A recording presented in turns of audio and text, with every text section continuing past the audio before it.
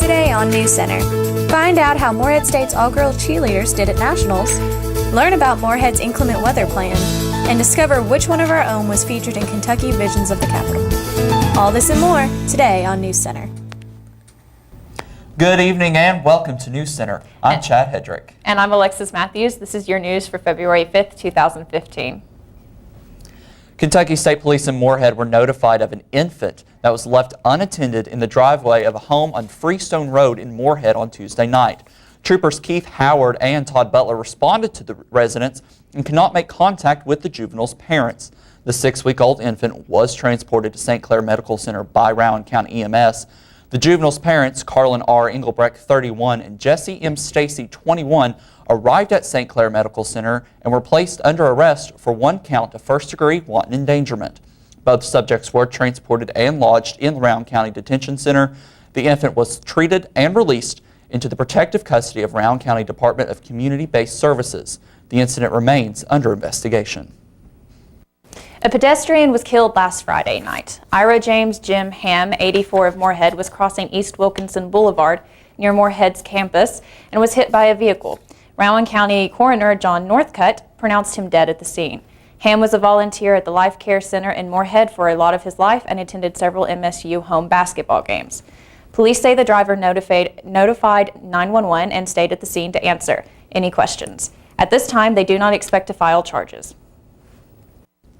On January 17th, the Morehead State cheerleading program traveled to Walt Disney World in Orlando, Florida to compete at the 2015 UCA College National Championship. NewsCenter spoke with head coach Mark Coleman to learn more about the MSU All-Girls squad winning their 10th national title.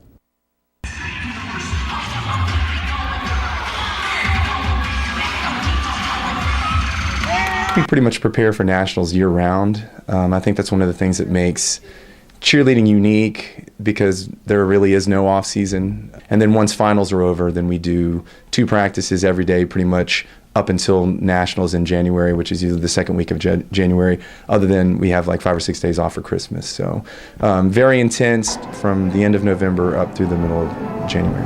The routines that we compete are 2.5 minutes long. There's a 45-second cheer portion where you highlight cheer leading skills that you would see teams perform at a game or in a stadium. And then the other 1:45 is set to music, and that portion highlights stunts and pyramids and tumbling and baskets, all the different skills that cheerleaders perform, but that's more of a performance aspect of the routine. All-girl, one of the reasons why they were so successful is because they're extremely skilled. They're very, very talented. Probably our biggest strength is that we have so much experience this year. So many people that had been on the mat at least 1 year. We had a lot of people that had been on the mat 2 and 3 years, and many of them had lost in the past, and so and many of them had won last year. So they were highly motivated and experienced. So I think those are probably our 2 biggest attributes. Beyond being talented, I think they're the most talented team in the world. I think we've kind of found a formula for success and being consistent. I think that's one of the things that I've tried to do, is, especially with the all-girl team, is to have them be more consistent. I mean, we had 11 performances this year if you count the 3 performances at nationals, and we dropped 1 stunt. So I think that's really impressive, and I think we'll just continue to do the same things, get our routine well ahead of time, and just train our bodies to get ready to perform the routine and do it. Try to get consistent enough that every time we perform the routine, we expect to hit it. And so I think that's one of the things I feel like that had really helped the team the last 2 years is we knew we could hit the routine. It was just, are we going to drill it, or, are we going to, try to minimize the mistakes, but it really wasn't a matter of that we were going to, are we going to hit? We knew we were going to hit. So I think that really gave us a mental advantage. Morehead State has the most decorated collegiate cheer program in the country or in the world. They've won 36 national titles as of this year. The all-girl team has won 10, and the co-ed program has won 23. And then we also have several partner stunt national titles that we've won too. So it's a very storied history. Living up to that tradition, there's a lot of pressure to win. So it's either first place or nothing. There's no other program in the world where you can go, and if you cheer for 4 years, you're virtually guaranteed to win a national championship. Morehead All-Girl has never gone 3 years without winning. We've won back-to-back the last 2 years. And co-ed is, in the past 28 years, has only lost 4 times. very, very proud that all-girl won. And even though co-ed didn't get the result that we wanted, I'm still very proud of them too. And we had 6 performances at College Nationals with partner stunt and all-girl, and we only had one drop out of all those 6 performances. So I was very proud of that fact. I'm proud to be a part of the Moorhead State Cheer program, and I'm just really excited to be a 2-time national champion.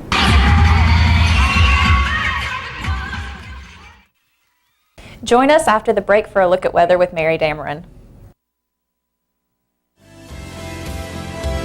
MSU is learning. School spirit. Teamwork. MSU is Greek. MSU is diverse. Historical. Beautiful. MSU is educational. Fitness. It's hands-on. MSU is the sound. MSU is art. MSU is potential. MSU is much more.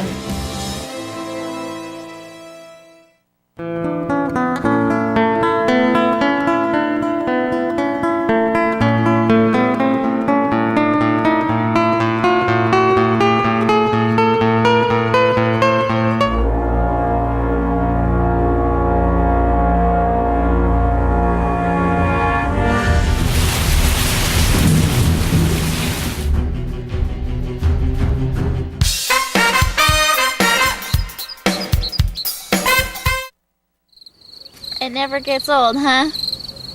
Nope. It kind of makes you wanna. Breaking the song? Yup.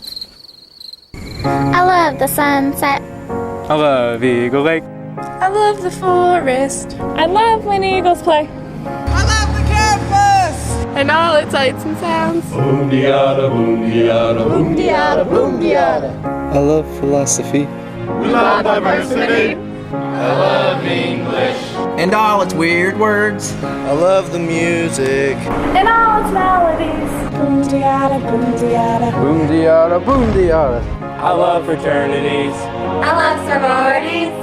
I love to draw things. And all the athletes. I love Moorhead. It's such a pretty place. Boom-de-yada, boom-de-yada, boom-de-yada, boom-de-yada, boom-de-yada, boom-de-yada, boom-de-yada, boom-de-yada.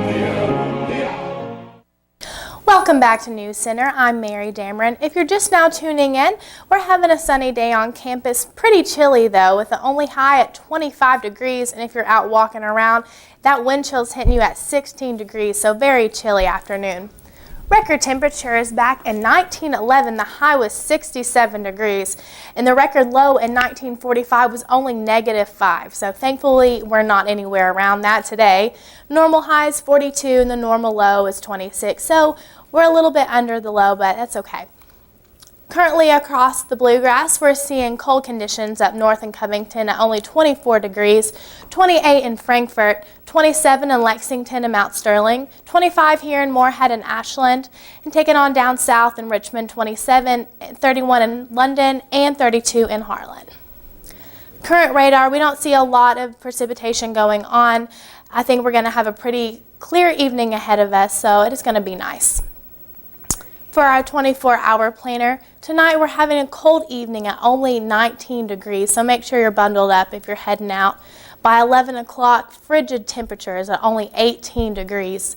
And by our 7 o'clock hour, which you're getting up and getting ready to go to class, make sure you dress very warm because it's only 15 degrees as you're waking up. But hopefully by the afternoon and by 5 o'clock, things are going to be warming up.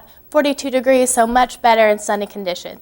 Now let's take it over to the news desk for a look at NewsCenter notices with Chad.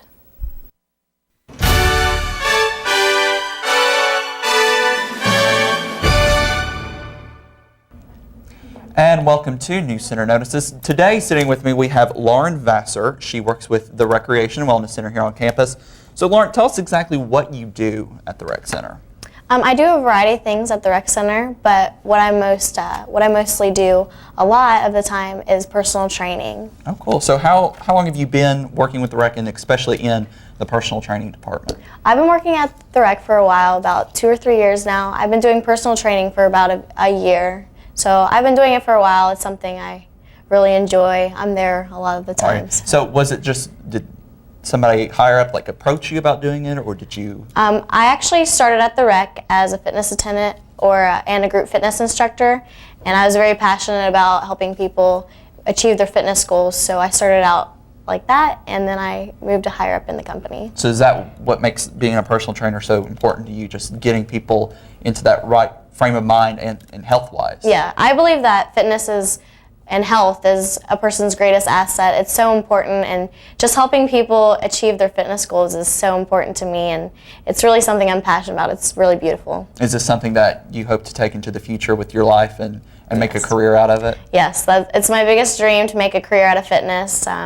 I want to go really far in the fitness industry, so hopefully this will give it up to What me. are some ideas that? I want to do, my biggest dream is workout videos. Awesome. So That's what I do, the workout videos, so I'll get it. So real quick, what are some workouts that students could do in their dorm if they don't have the time to get to the rec center, they just have a quick break? If you want, you can do a couple crunches, just basic push-ups. You can get a chair and do some dips, work those tricep muscles, just whole body workouts, squats. Just make sure, you have the right technique and you're keeping control and working out and repping it out. What are some classes you work on at the rec center? I teach a variety of classes from strength and dance. My favorite class is dance jams. It's really fun. A lot of the students enjoy it on our campus.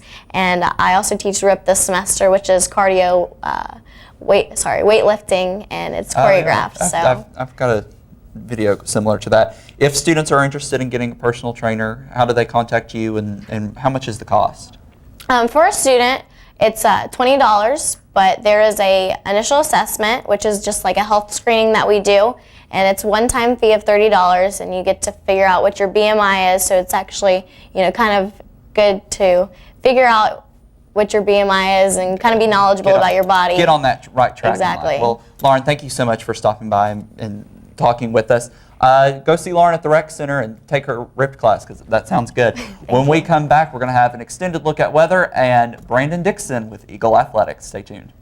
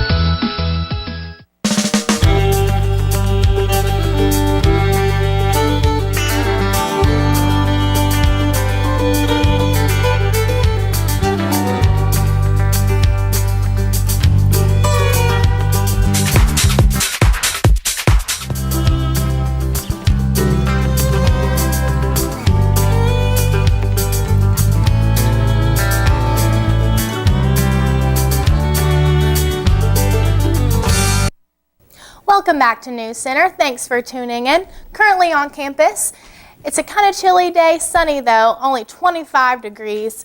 Winds are moving around 6 miles per hour or so, but we're having a pretty average February. Taking a look at your 24-hour planner, tonight a very chilly evening at only 18 degrees and reaching down to 15 degrees by your tomorrow, Friday morning. Very, very cold, so you want to make sure you're bundled up as you're heading off to Friday classes. By tomorrow afternoon, though, temperatures are going to be warming up a little bit, 32 degrees, partly sunny, and by your 5 o'clock hour, things should be warming up to 42. So we should be seeing some warmer temperatures coming your way. Currently across Kentucky, cold temperatures up north at only 24 degrees in Covington, 28 in Frankfort, 27 in Lexington and Richmond, 27 in Mount Sterling, 25 in Moorhead in Mount Sterling, 31 in London, and 32 in Harlan. For our current radar, we don't see a whole lot of activity going down, though. If you do look down to your southeast, though, we see a little bit of precipitation trying to work its way on through, but for the most part, it's going to miss us, so you don't have to worry about that. Tonight, pretty clear skies. Low's going to be reaching down to 22 degrees. But remember, if you're walking around, that wind chill's hitting us, and it's only going to be 14 degrees. So you want to make sure that you're bundled up and pretty warm for that. Sunset's at 6 o'clock, so after NewsCenter, it'll be time for that. And tomorrow, mostly sunny skies. Highs getting a little bit warmer at 42 degrees. So it's going to be a nice, mild afternoon tomorrow. For your 7-day forecast, things are going to be warming up for this weekend, actually.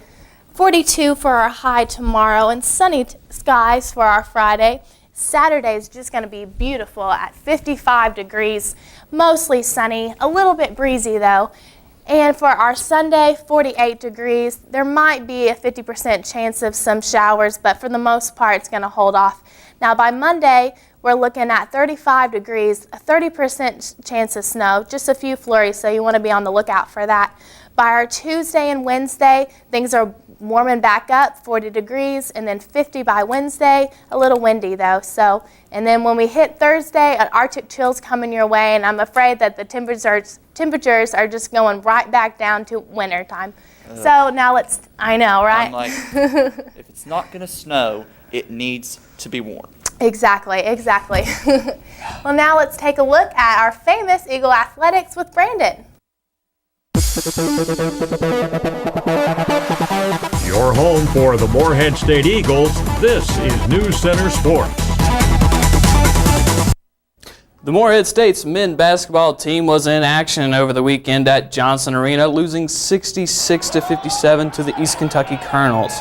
Brent Arrington and Angelo Warner were the only two Eagles to reach double figures, putting up 12 and 17 points respectively. Eric Stutz led the way for EKU, snatching down 10 boards and 17 points on his way to a double-double. MSU coach Sean Wood's ball club got off to a hot start, scoring 34 first-half points, which gave the Eagles a 7-point lead at halftime. Unable to finish, however, MSU gave up the lead with just under 6 to play in regulation and never saw it again. With the OVC tournament just over a month away, each and every game from here on out is crucial to the team's seeding. Coach Wood spoke after the game, saying he liked the way his guys fought, but they have to learn how to close out games. Point blank, they went zone and we didn't capitalize on some situations. Missed some, point blank bunnies. Missed free throws down the stretch. You're not going to keep a good team like that scoreless. And I thought defensively we did a good enough job, but then the last 6 minutes we just got stagnant from the scoring standpoint. It surprised me a lot because their zone is not. It's very gap oriented to where you can just drive. All you got to do is drive hard after a pass or two, and you get point blank layups. And we didn't continue to do that. We do it a time or two, then come back 2 possessions, don't do it, and do it again, and don't do it a time or two. We weren't consistent with being aggressive versus it. Well, we just got stagnant. Kay shot air balls from the line. I thought he lost it mentally, and he just couldn't get it back. Billy Reeder just came back, and we didn't see it over the top as much, and then he missed some bunnies too. He went back to his old ways of bringing the ball down. We got to stay solid and do the things that we've been doing right, and we didn't finish the course. Well, I don't know if it's a step back, but I think it's a reality check. I just hate that we got all these fans here and we let them down. Having a big crowd against a big time rival. We did everything we needed to do except for the last 5 minutes of the game. With 7 games remaining in the regular season, MSU is 10-14 overall and 5-4 in the OVC. And now it's time for MSU's famous sports trivia. Which Eagles women's basketball player has the record for assists in MSU's history? Is it A, Courtney Lumpkin, B, Irene Moore, C, Almisha Jones, or D, Suzanne Brown? What do you think, guys? I think I'm going to have to go with C on this one. Yeah, Almisha all the way. I'm going with C also. You guys must have done your homework because you are all absolutely correct. She's actually leading the nation with assists. Wow. Good for her. Go. We'll be right back after the break.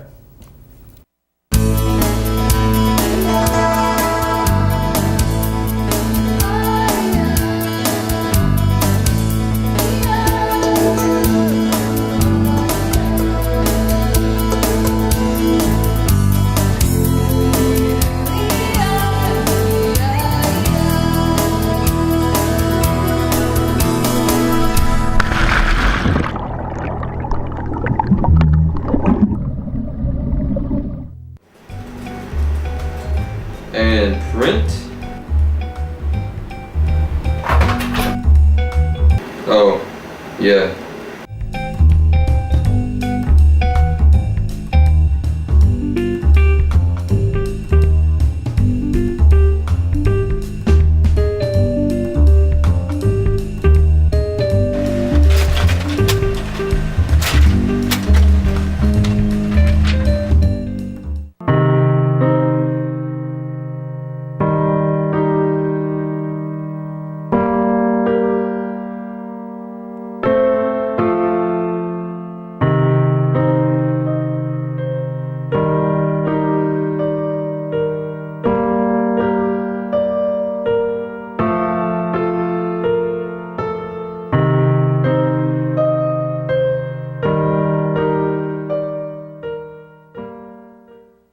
Morehead State University has hired Denise M. Trusty as Financial Aid Director.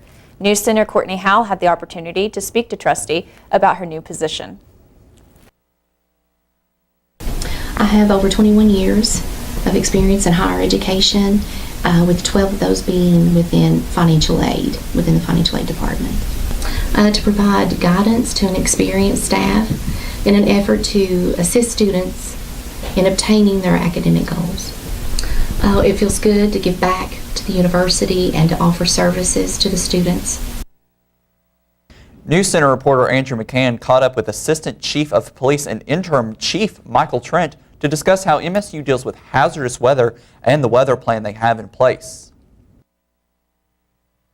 MSU's weather plan is a policy that is in place to examine and to identify any potential weather hazards specifically to travel, roadways, such as that nature, mostly for inclement weather during the wintertime, as far as ice and snow and slippery conditions that would make roads hazardous. It was implemented to give the opportunity, if there was severe weather, severe winter weather, an opportunity for a delay or possibly even cancellation. Like I said, mostly it's for winter weather, but I'm sure that if we had extreme winds or possibly flooding or other things that nature type of events, that it could be implemented. It usually starts with obviously monitoring and paying attention to the forecast.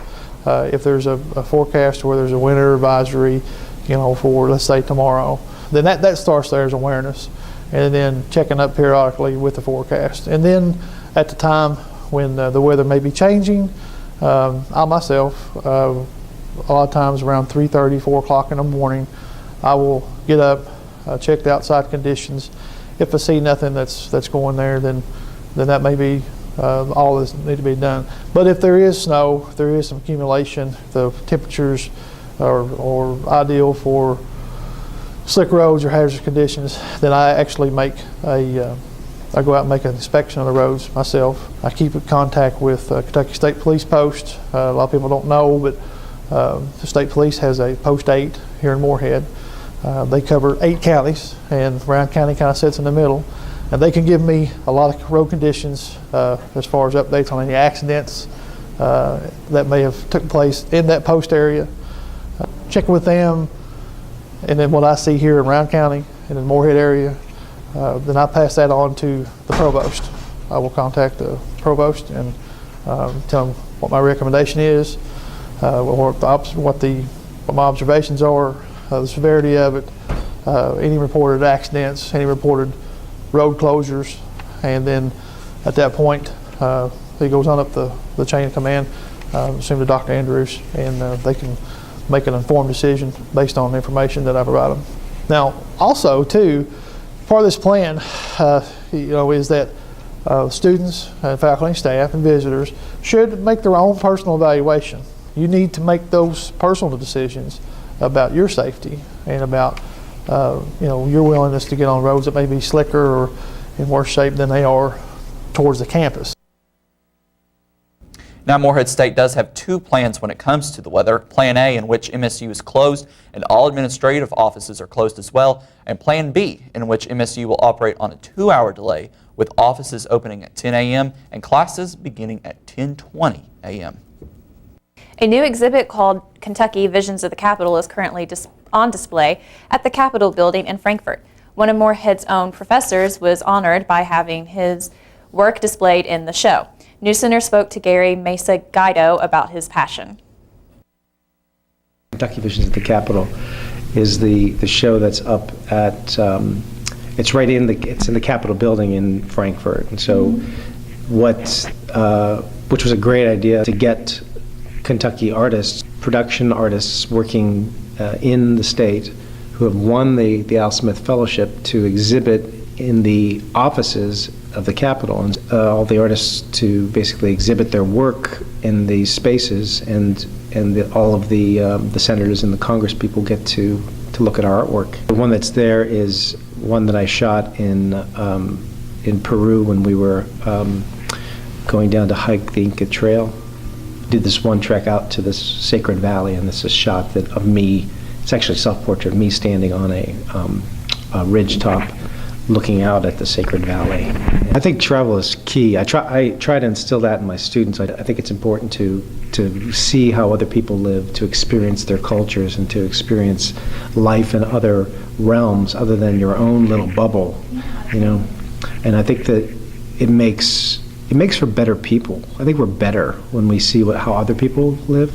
We see how we appreciate their culture, we appreciate their food, we appreciate their way of life, we appreciate their language, you know. We can see all these differences that divide us, but also that are maybe similarities that bring us closer together at the same time. The main gallery in the Claypool Young Art Building at Moorhead State University is hosting the 2015 MSU Art and Design Faculty Exhibit through February 18th. The annual event showcases the artworks of faculty, reflecting the strength and diversity of the department's programs and instruction. The exhibit features a wide range of media and techniques, paintings, drawings, computer-generated imagery, textiles, as well as mixed media and ceramic works will be on display. In association with the exhibit, there will be an art faculty forum on Monday, February 16th from 11:30 a.m. to 12:30 p.m. A closing reception will be held on Wednesday, February 18th from 5 till 7 p.m. with complimentary refreshments along with live music. The gallery is open Monday through Friday, 8 a.m. to 4 p.m. and is free and open to the public. As part of a safety enhancement project beginning today, Kentucky Department of Highways District 9 traffic crews will replace yelled-on green signals with flashing yellow arrow signals at more than 20 locations along state highways in Greenup, Boyd, Carter, and Rowan counties. After installation, there will be 4 different left arrows that motorists can see. Now being used at intersections across the country, this new left turn arrow configuration stemmed from a Federal Highway Administration study about 5 years ago that showed the arrows had a higher level of driver comprehension. In the last several years, testing of the new arrow displays in Kentucky and other states not only confirmed crash reduction, but also showed they can reduce delays at signalized intersections by providing more choices in traffic signal timing. Moorhead State University's Department of Imaging Sciences Diagnostic Medical Sonography program will offer free 2-dimensional fetal ultrasounds to expectant mothers who are between 16 and 28 weeks of pregnancy. The ultrasound examinations will be given January 14th through February 19th and will be performed by appointment only on the 4th floor of the Health Center, Education and Research, room 402 in the university's sonography lab. The scans are performed by senior level students who will be directly supervised by Associate Professor Marcia Cooper. The fetal ultrasound scans provide students the experience they need for entering into the sonography workforce. Additional information and appointment times are available by calling the Department of Imaging Sciences at 606-783-2646. Watch MSU TV online at msutv.net. And follow us on Twitter at MSU_NewsCenter. On behalf of Mary Dameron with weather, Brandon Dixon with sports, and the rest of the NewsCenter team, I'm Alexis Matthews. And I'm Chad Hedrick. Have a great evening.